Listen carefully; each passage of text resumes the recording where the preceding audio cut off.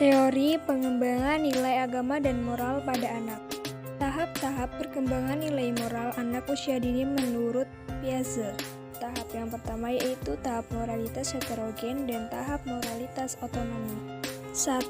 Tahap moralitas heterogen yang terjadi pada anak usia 4-7 tahun. Pada tahap ini, anak berpikir bahwa peraturan dibuat oleh orang dewasa dan terdapat pembatasan dalam bertingkah laku. Contohnya, anak patuh terhadap perintah kedua orang tua dan mereka beranggapan bahwa tidak ada hak untuk melawannya.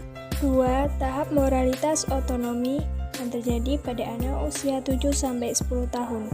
Pada tahap ini, anak mulai sadar bahwa peraturan dan hukum dibuat oleh manusia dan ketika menilai sebuah perbuatan, anak akan mempertimbangkan niat dan konsekuensinya. Pada masa ini, anak percaya bahwa ketika mereka melakukan pelanggaran, maka otomatis akan mendapatkan hukumannya. Contoh, ketika anak tidak ingin pergi mengaji, maka dia akan kena marah oleh kedua orang tuanya. Tahap pengembangan moral anak menurut Kohlberg ada 3 level, di mana setiap level memiliki 2 tahap. Yang pertama, moralitas pro-konvensional, yang kedua, moralitas konvensional, dan yang ketiga, moralitas pasca-konvensional. Tahap prakonvensional. 1. Moralitas heteronom. Anak berpikir bahwa mereka harus patuh dan takut terhadap hukuman. Jika anak ingin pergi bermain, sebaiknya makan terlebih dahulu.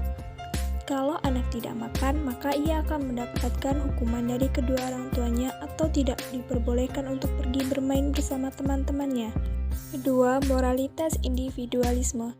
Anak berpikir bahwa mementingkan diri sendiri adalah benar, dan hal ini juga berlaku untuk orang lain. Anak berpikir apapun yang mereka lakukan harus mendapatkan imbalan atau pertukaran yang setara. Contoh, jika dia membantu, maka dia akan dipuji. Tahap moralitas konvensional. 1. Ekspektasi interpersonal. Anak menghargai kepercayaan, perhatian, dan kesetiaan terhadap orang lain. Pada tahap ini, anak menyesuaikan dengan peraturan untuk mendapatkan persetujuan orang lain dan untuk mempertahankan hubungan baik dengan mereka. Contoh, ketika dia meminjam penghapus, maka dia akan mengembalikan jika sudah selesai dan tidak lupa mengucapkan terima kasih. 2. Moralitas sistem sosial. Pada tahap ini, penilaian moral didasari oleh pemahaman tentang keteraturan di masyarakat, hukum, keadilan, dan kewajiban. Anak mulai sadar jika peraturan tidak ada yang mematuhinya, maka keadaan akan menjadi kacau karena peraturan harus selalu dipatuhi.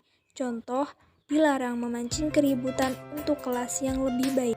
Tahap pasca konvensional. 1. Orientasi kontrak sosial. Pada tahap ini, individu menalar bahwa nilai, hak, dan prinsip lebih utama. Contoh, seorang anak akan merasa sangat bersalah pada diri sendiri karena dia telah mencontek pada saat ujian, sebab dia memiliki prinsip bahwa mencontek adalah perbuatan yang tidak terpuji. 2. Prinsip universal menggambarkan prinsip internal seseorang. Dia melakukan hal yang dianggapnya benar walaupun bertentangan dengan hukum yang ada. Contoh, seseorang mencuri makanan agar tidak kelaparan. Teori perkembangan moral menurut John Dewey. 1. Fase pramoral. 2.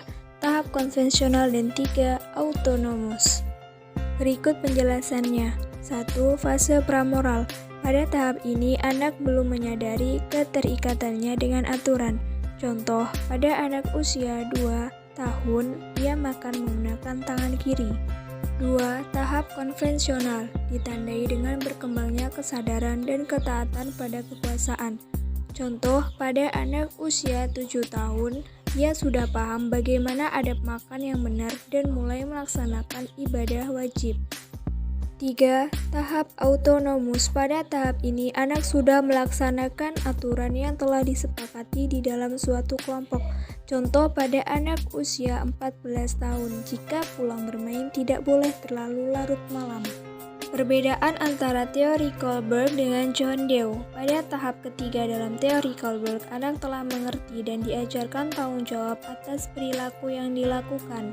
Sedangkan dalam teori John Dewey, pada tahap ini anak telah mengerti konsekuensi yang didapat jika melanggar aturan. sehingga ia dapat berpikir sebelum bertindak.